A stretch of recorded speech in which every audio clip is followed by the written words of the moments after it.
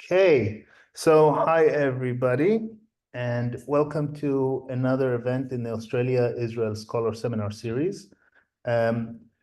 Just before we start, I'd like us to acknowledge the Jagera people and the Turrbal people. They are the traditional custodians of the land on which some of us are here today, here in Southeast Queensland. We pay respects to their elders past and present. We extend that respect to Aboriginal and Torres Strait Islander peoples here today. And it is a great pleasure to have Dr. Ittai Herrmann. He's from the Plant Sensing Lab at the Hebrew University of Jerusalem, and we are eager to hear about his research. So thank you, Ittai. It's over to you. Thanks. Thank you, Yoni, for the opportunity, and also Joe for hosting me. It's much appreciated. So first of all, I know I'll try and talk for 15-20 minutes and do it. If I'm going over time, please let me know. What I want to present is the title is Can We Estimate What We Do Not See? Spectral Sensing of Crop Traits, because this is what we do in our lab. And it's not an interactive presentation, but here I just want to put emphasis to the differences between these two slides. You can see the differences. The second one is showing also a camera floating because the image was done by AI, some application online, and I asked for UAV above a rosemary field and the camera, and so one of the cameras is there, another camera is on the UAV. So we can trust AI and stuff like this, but I think it's still and always up to a point. Just something to show. This is what we do. We sit, our faculty of Agriculture, Food and Environment is part of the Hebrew University of Jerusalem. We are not located in, okay, I need to go for this.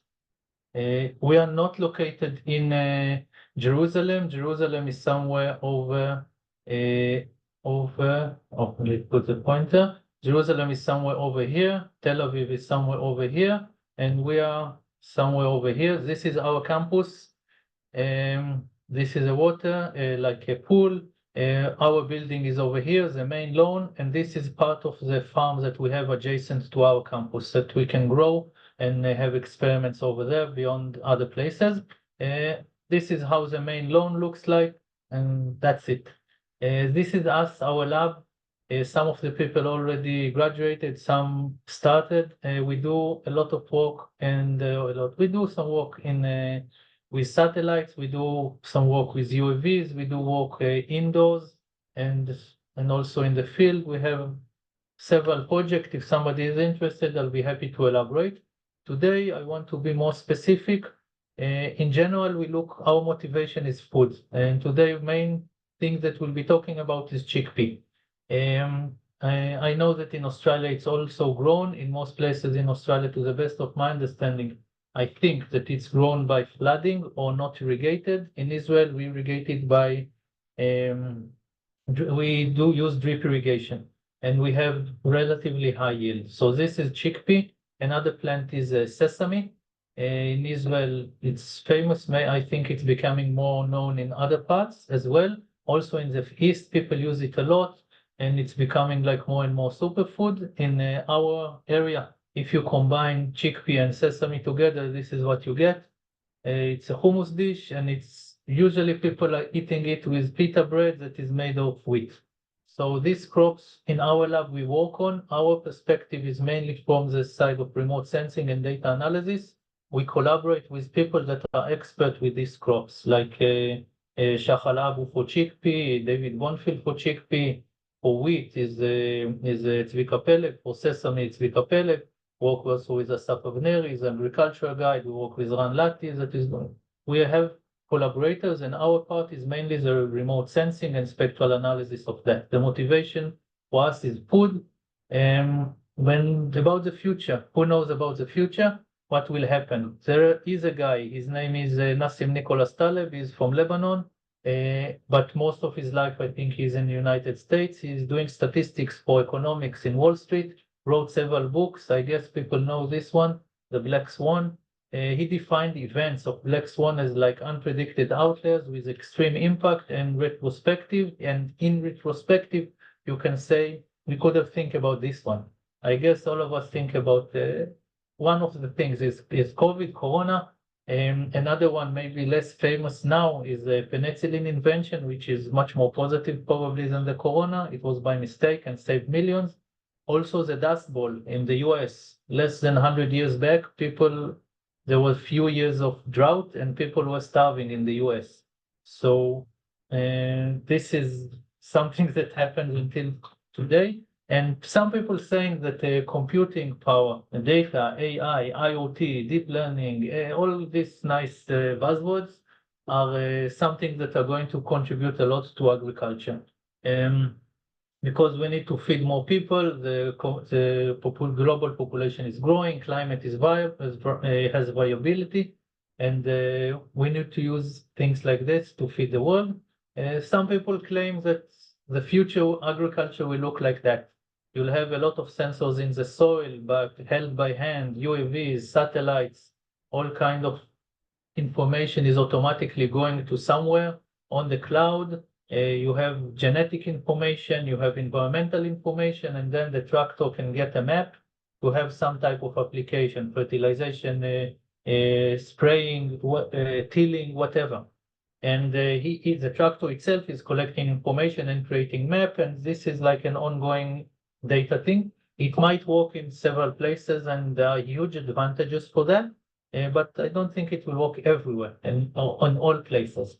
But there is always in agriculture there is a balance between importance of information and profitability. And if it really gives an added value to the farmer, and we have to put also the environment in consideration that we want to minimize application of fertilizers and pesticides to minimize the effect on the environment. And there are all kinds of rules and regulations that are limiting such things, and people need to meet them if they want to sell in certain places. So the idea is in general to feed more people, and it's assumed to have a limited area for cultivation. So we need to increase yield per area unit. And this yield increasement is going on for many years. And there are two main channels for it. One main channel is agrotechnology. In these days, people also refer to part of it as precision agriculture. And if you can manage your field, when to harvest, how to harvest, when to put the seeds in the ground, how to irrigate, how to fertilize, all this knowledge can increase the yield per area unit. This is one thing, and it also goes together with breeding. If you have the right cultivars together with the right management, you can increase yield. And this is what usually going for tens of years, and there is a small increase in yield per area unit in most crops, I think. Now, in several years back, there is also some research about and practice of indoor farming. It's something that is challenging to say if it will be profitable or not, but in some cases, it's probably workable, at least in leafy greens and specific crops, but probably not field crops. It will be very challenging to grow enough in that conditions. And also this indoors, in some cases, it costs a lot. You have to use a lot of electricity to get the plants growing. So this is something to consider, but this is also something that we take part in. We take part in agriculture, in commercial fields. We work also in breeding project. This is Sesame experiment by Zvika Peleg. And we also have a project in Singapore that is related. It's called iSurf. It's related to indoor farming. So precision agriculture, if somebody will go to the ISPA site, they will find this definition that was written a while back. I think they added to this definition also livestock lately. And when we think about precision agriculture, we also always look at something like that. Something smart, communication, but if you look at the definition, this is also meeting the definition. People are harvesting cucumbers, and it's faster to do it like this. It's more productive and it meets the definition. So even simple things can do a lot of benefit and increase production and reduce environmental damage. So we can think about simple things as well, not only digital things. And if we look at research questions, from my perspective at least, we have an issue, let's say about chickpea that we'll talk most of our presentation. It seems that we need to consider the spatial resolution. What pixels we want to use. It can be 1 millimeter, and it can be 30 meters, it can be 500 meters. If you want to do precision ag, it's in general, it's in a sub-field level. It means that you'll have like management zones in the field, and you want to do some practice in them. So if we look about that, we look about like few meters, like 10, 20 meters makes sense. If we look at the spectral, we have bands. In our cellular phones, we have 3 bands. We can have many more in like hyperspectral cameras and stuff like this. We can use hundreds and thousands of bands, but sometimes it's too much. And temporal, we can measure one time, we can measure every second, we can measure every week. There's many options, and there are many platforms. So you can't always get what you want. Somebody says it in the past. And if we want like hyperspectral resolution every meter of the globe every day, it will not happen soon probably. But the good news that it's getting better all the time. And things are getting better, and we have a lot of information. Now the bottleneck is probably in getting the right data and analyzing it the right way, and the analysis will make sense. Most of the data we look at is spectral data. On the x-axis here, it's wavelengths. On the y-axis, it's reflectance. So if we look only in the visible, we see that most of the radiation is not reflected. Most of the radiation is absorbed by pigments to make photosynthesis. It's only a small part of it is reflected. If we go beyond the visible to the near infrared region, it's reflecting much more, but we do not see it. And the effect is mainly by the thickness of the leaves and the structure of the inner leaf and the canopy itself. And also there is some water effect of liquid water in the plant. And this is the main effect also in the shortwave infrared region. This is like on a nutshell about the spectral data of plants. It's much deeper than that, but just for us to say. And this green line that we see that makes this reflectance curve is made out of many, many, many points. In each point, there is like a reflectance value for each of the wavelengths or bands. And this is it's a pool of all traits of the plant, because if a plant is with less water for a week, you will see effect also on the pigment. You will see effect also on the canopy structure. When a plant is well irrigated, you have the leaves standing nicely. If they lose a turbo pressure, the water pressure in the plant, the leaves will drop, and this will have effect on the plant, on the spectral reflectance. And this is just, again, on a nutshell what happens. We'll go to chickpea. If you haven't seen it, this is chickpea. If you're walking in the chickpea field throughout the season, be prepared to have another pair of pants, because it's acid. On the leaves are acid, and they can tear up your pants after a few weeks. You start to see holes. If you are sensitive, you can have something also on your hands, some wounds and stuff on your hands. So it's a very tasty food, but the plants know how to protect themselves, at least some. So if you look at the growing cycle in Israel, chickpea is planted at the winter, later in the winter to reduce the effect of soil disease. And then it's naturally irrigated by rain. At a certain point, the rain stops in Israel, and then the farmer needs to decide when to irrigate. If the farmer is waiting too long, it means the plant will think that it's about to die, and then will put all the energy to 1 or 2 layers of seeds, and that's it. And if the farmer irrigates too early, the plant will have a lot of leafy parts, a lot of vegetative organs, and reduce the amount of yield. So the trick is to find the right time when to give a little bit of stress to the chickpea, and then start irrigating and keeping it stressed as long as you go, because the chickpea is a non-determinate crop. After every level of leaves, there is some pods. And then if you make the plant a little bit stressed, it will grow, have another pod, and grow and have another level of pod and another level. And then if you can keep it on like this, a week after week after week, we'll get more and more levels. This is a trick with chickpea. So the farmers wants to know when to start and irrigate. And usually what people are doing for that, they look at the plant, look how big it is, and the main measurement for that is leaf area index, is area of leaf in relation to area of soil or land. like square meter of leaf to square meter of soil, but this is not the most important one. This is just to look at how the plant is developing. The most important one is leaf water potential. A plant in theory is a tube that takes water from the soil and put them in the atmosphere. So there is a pressure in between. So you cut a little leaf or a small branch, you stick it in a chamber that is sealed. You can increase the pressure in the chamber, and the minute you see the little drop of water coming from the cotton stem or petiole, you know what the pressure is, and this is the water potential.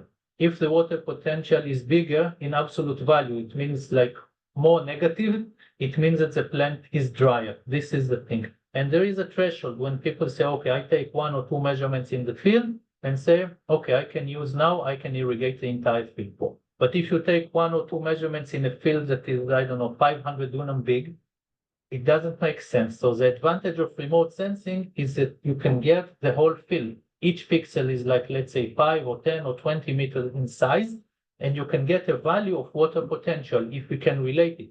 You'll have the entire field covered, but the downside is that it's not accurate as a measurement.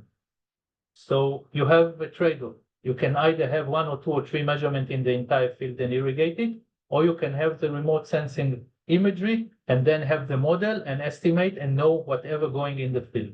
But this is not the only options. The third one, I think, which is the best. If you have an image and you can then see the variability in the field, and then you go to the minimum and maximum area and take measurement there, this will give you the best advantage because you can improve the accuracy of the measurements that you have for the entire field. This, I think, this is where we're going, and this is our study. We started with Roy Sadeh. He was a master student, now he's a PhD student. He shifted from chickpea to wheat. And this is experiment that he established together with Asaf Avneri, that is a PhD student in a neighboring lab.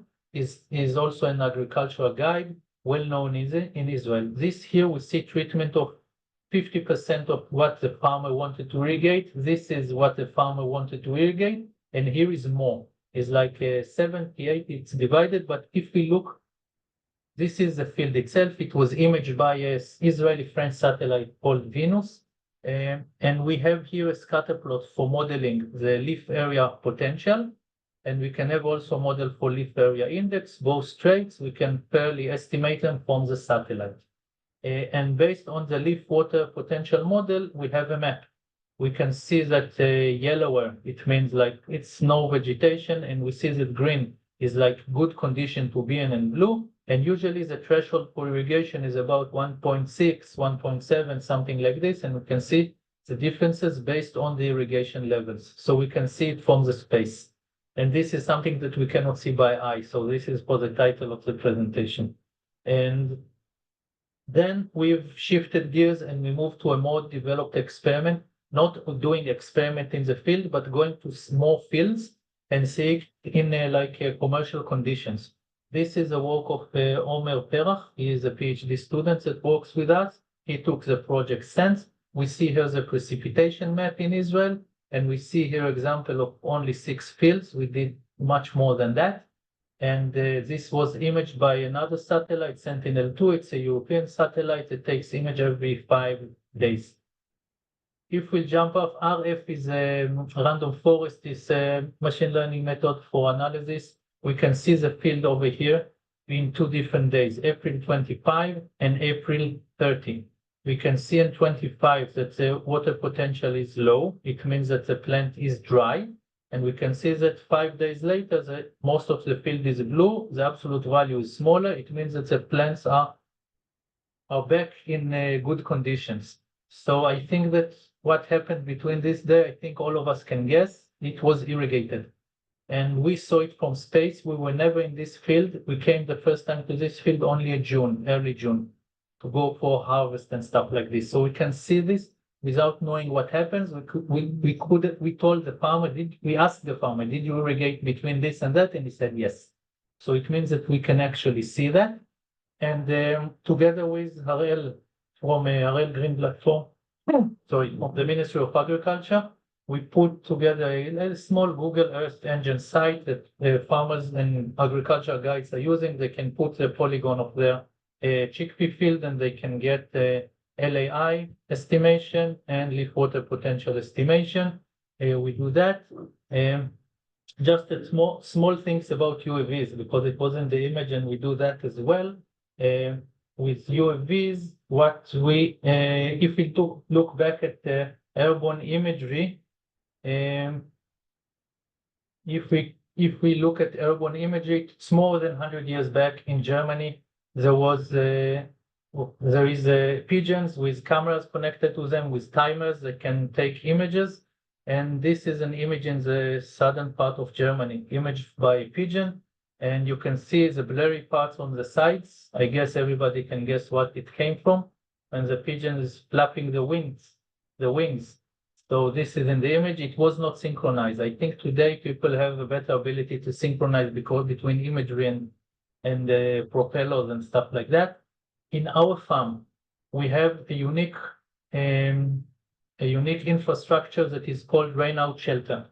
You can see that the covers here can move on these rails, and here you can grow wheat. Usually people want to compare how wheat will perform under different precipitation condition. You can go to the north of Israel and south of Israel, but then you don't compare only precipitation, you compare temperature, you compare soil, you compare farmers, you compare many other things, humidity, everything. But here you can mimic drought on the same soil, on the same farmer with the same temperature. So when it starts raining, the cover is covering this part. When it stops, it goes back. So they will have the same radiation, same conditions. And this is an experiment that was done by Zvika Peleg. He's a wheat breeder and a physiologist. He's working on that. There are 300 cultivars and give or take 17, 18, but some of them were bad. Like eventually we have about 1,700 plots here. And this was imaged by our UAV with hyperspectral camera mounted on it. And this is what we see. We can see here on the x-axis the wavelengths from visible to near infrared. We can see the low part for visible part, and then the area that we go for the near infrared. We can see on the y-axis the reflectance value, and the other x-axis here, we can see time. It's days after emergence. So the blue is the beginning of the season, and the green is the end of the season. So we can see the dynamics of the spectral data throughout the season. And we can see that the dried out area is senescing or ready to be harvested earlier than the well irrigated one. So, and we use not only hyperspectral camera, we use also thermal camera. So we can have an average of temperature for each plot. And I'm not going to show the results, but because it's under construction, and we get very nice results for ability to estimate traits when we combine them, and we can get even relation to genetic information. Just the last thing I think I want to talk about, the last crop, sesame, we'll talk in another time if you want. We have some work with that, but now just a little spice or another stuff, this is called rosemary. We have a nice project with that. Rosemary in the industry is used for cosmetics and herbal medicine, and also as food preservative. When you look at E392, you have rosemary extracts. In some cases, it's that. E392 in some cases is rosemary extracts, and it's using for that the carnosic, mainly the carnosic and rosmarinic acids. So the trick is that farmers are being paid by the weight, and they need to know when to harvest. And what we have done, we've developed the ability to, this is a breeder plot in a VAR. It is done by Professor Nativ Dudai from the Ministry of Agriculture. He just retired after a lot of years in the service. He just retired after many years in the service, but still his plot is there and we'll keep on doing the research. This is his plot, and we took imagery with UAV and on ground. In all his more than 100 cultivars, we extract the carnosic acid out in the lab, and we managed to develop a correlation, a high ability to estimate the predicted carnosic acid and the actual carnosic acid. This is just for one day. It was published in 22. We are now, after 2 additional seasons, this was just preliminary. After 2 additional seasons, we have more than 10 different days and also in different fields, and we still maintain the same model and even improved a little bit. So because we have more data with a high carnosic acid cultivars. When he's breeding, usually the industry is somewhere here. He developed cultivars that are here. So you have twice the amount of carnosic acid per meter square. And this is what farmers are getting paid for. Additional thing that we've done, we've developed the ability to, this is a commercial field with the rosemary. We also developed ability to estimate in dry matter. So instead of using HPLC and other methods that will cost a lot, theoretically, if a ship is taking off the rosemary, somebody can come with a spectrometer to the bulk and take a measurement and know in 5 minutes what is the rosemary concentration without waiting 3 or 4 days for the HPLC results. This was published, but the work that I've just mentioned is under construction and we hope to submit it in a few weeks. And that's it. Just we talk about machine learning. Is it safe? I have to show this. We see here a lot of several wolves and husky. If the predicted is the same as the true, like both of them are green or both blue, it means it was classified good. We see here two cases. It's one wolf that was mistakenly classified as a husky, and here it's a husky that was mistakenly classified as a wolf. I think after looking at it a little bit, you can guess why, and the reason is snow. All the wolves have snow in the background. All the husky doesn't. The only wolf without snow was classified as husky. It means that if you put a brick in the snow, it will be classified as a wolf. This is what comes out. So machine learning, it's safe up to a point, and we need, this is one thing. Another example for machine learning, this is a joke also. This is good data. It's real valid data that I found online. I took the graph online. On the x-axis, fresh lemons imported from the US, from Mexico to the US. On the y-axis is the highway fatality rate in the US. And it looks like if Americans will keep on importing more and more lemons, the highway fatality rate will drop. And it's scientific, it's R-square of 97. So it must be true.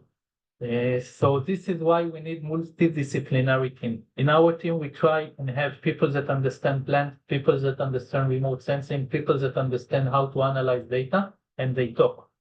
Because this is good for data analysis. If you talk to somebody that understands a little bit of highway fatality rate, he will know that it doesn't work. If you look at what we show about carnosic acid, we talk with expert of the rosemary plant to see that what we have done, it makes sense. And they said that yes, because otherwise we might be showing something like that. This is the way we try and work. We work with a multidisciplinary team in our lab, and we collaborate with experts that can help us in about the plants themselves and also to in connection to computer science people that can show us higher level than what we know how to do in machine learning and go for all the nicer words like deep learning, AI, and stuff like this. The last thing is just acknowledgement for many, many students and scholars here in Israel and other places in the United States, India, Spain, other places around the globe. Many thank you for, not all of them are written, and also from Singapore, and to many people that have contributed that without them we could have not done what we've done. And we're very proud of what we've done. And that's it. I think this is what I want to share. Thank you very much, Ittai. I'll clap in the name of the audience. So thanks a lot. There's already a question on the chat. I might as well read it out just so it's also clear. So a question is, what portable spectrometer method did you use for the rosemary? It's a bit of a specific question, probably by a specialist. Yeah. Okay. We've done, in the rosemary, we've done 2 measurements in the field. One is UAV with hyperspectral. So we did also some multispectral and stuff, but hyperspectral on the UAV, which means from what we have is from 400 to 1000, and we get relatively nice result. And on the ground, we use the ASD spectrometer, full range, from 350 to 2500, and we use 2 of them. We use the method of dual field of view. it means that one was standing. If you look at the Sahu 2022 as a paper, if you can contact, I can share it. You can see exactly, but in few words, one was facing a white panel, which reflects the sun. So we always have every second a reading of that. And another spectrometer, we walk in the field and acquire reflectance from the canopy. And then by the timestamp, we put them together, we divide one by the other, and then it's real reflectance. Usually what most people are doing with one spectrometer, we measure a white panel and then the field. White panel, then the field, depending how much, this saves us a lot of time. Because if you don't do that, you will have like something like a quarter of your measurement that is white reference. And it saves us a lot of time and allow us to work better. It cannot defeat or like it cannot reduce all the atmospheric effects. If the skies are clouded and stuff, it cannot meet it, but also one spectrometer cannot.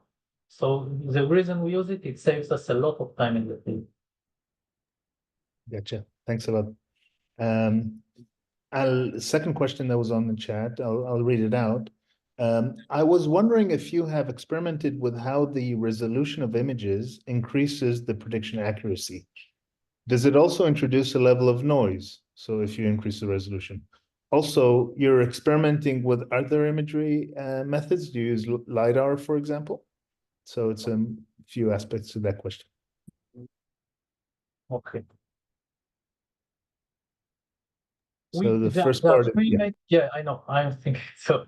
There are Sorry. three parts that I'm thinking how to do it. I hope I'll give the right answer, and if not, please nag me. Or do not nag. Let me know. If I provide you a good answer, that's what you meant to ask. There are three resolutions. I know that you ask about spatial, but I think there are also other two. There are main two. There are also radiometric, but it's less important because almost equipment today is sensitive. We're talking about spatial resolution. There is also a trade-off. On one hand, I don't want too much. On the other, I don't want too big. Because if I have very small pixels, sometimes it's too much. It's more than we need. So there is like an optimization curve for any resolution, for spectral, spatial, and temporal. We are not doing that a lot. We've done some spectral optimization curve for a study that we did with algae, and we found something about that. But with a spatial resolution, the way that we look at it is this will be changing based on the objective that you have. And this will be changing based on the crop, based on the specific objectives that you have. Because one thing, it will be, and for doing fertilization is one thing, and for detecting weeds is another thing. So it's more complicated than that. I can tell you that it has an effect, and the way that we are doing is we try and combine data sources. Like we have hyperspectral and thermal, and we get improved ability to estimate traits, because let's say a plant is closing the stomata, it means the temperature is higher. If a plant closing the stomata in certain time of the day, it means that it doesn't have enough water. So I can, if the plant is closing stomata, also usually the leaf will be rolling a little bit or do some change in the structure or color. And if it's long time. So thermal will give you the temperature that is related directly to stomatal conductance and also to the thickness of the canopy, because the soil is also emitting. On the other hand, if you look at spectral, you can estimate something that is related to stomatal conductance directly. And if we put both of them together, we can have an improved ability to estimate this trait. And this is what we do. We're doing it for sesame. We're about to submit a paper about combining hyperspectral, thermal, and RGB. And here is exactly the spatial resolution, because we use the RGB in relatively small pixels compared to the hyperspectral is something like 10, 11, and the RGB is 1 or 2, relatively small. And we try and get like a pitch, like no, I forgot like feature select, not like Crispus. We get we can run convolutions on image of the RGB, and we take the average of the hyperspectral. So we use a high resolution of RGB to get some information about the spatial distribution of things even in a small image like that. And we can get an average of the spectral of this, and we combine them, and we get improved ability to estimate traits at peaks. This is in general. We don't use LiDAR a lot. We get some like RGB to get 3D modeling. LiDAR, we don't, at least in the fields, we don't find it's nice, and I think LiDAR will be giving much better contribution when it will be, and it's already starting to have like LiDAR in several bands. So you can have for each point that is reflected, you can have it in different wavelengths, and then you can have very high resolution of different spectral data. This might be a game changer. We have not looked at it yet. We use something similar to LiDAR in Singapore. It's a go-cator. It's like it drops a line of red dots, and then an RGB camera takes images of them, and then based on that, it can build a 3D structure very nicely. It moves fast, and you can build based on it like you can get a very accurate canopy structure. Some plants, it's very difficult to get 3D based on imagery, and LiDAR in the field is usually better to get, but in many cases, it always has underestimation, few centimeters. And in some cases, this resolution, this accuracy doesn't allow us to use, because we use wheat, like the 1700 plots of wheat, it was like cultivars that were very similar.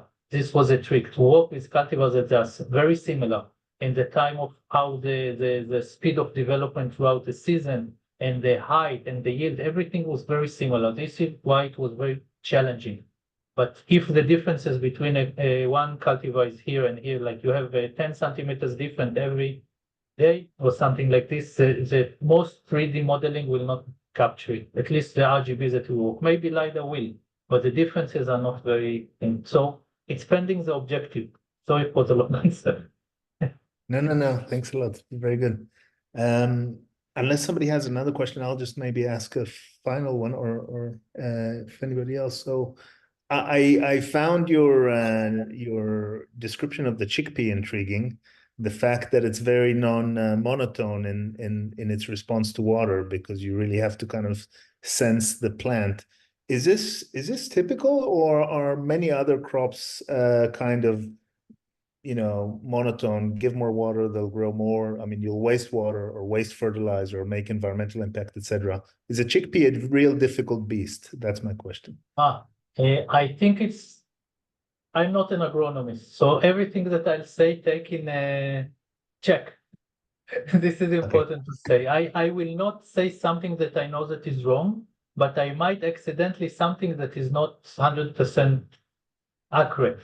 So please make sure that, I'll say what I think, and I'll try and limit it to the best I can, but please check with agronomists. No problem.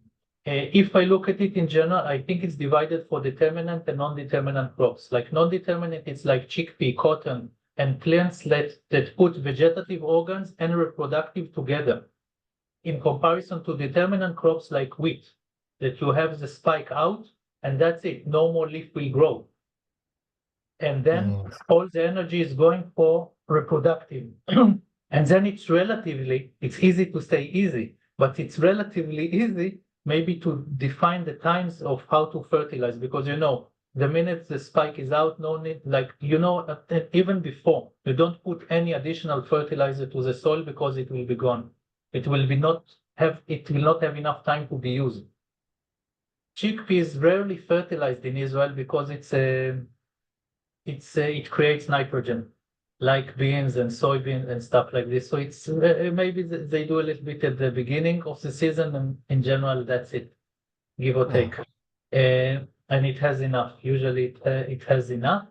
And but there is a trick with cotton. You play a lot with water, and you change between development stages. You want to bring it. Cotton is a tree. Cotton is actually a tree, and in agriculture we made it an animal.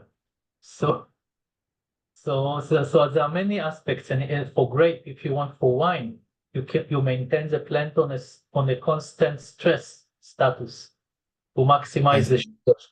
As for each, The answer is, the question is very good, but the answer is that it's pending the crop. There are many, and the trick is when people are doing today, there is an option to save with fertilizers and with the water and with the herbicides and pesticides and stuff like this. There is an option.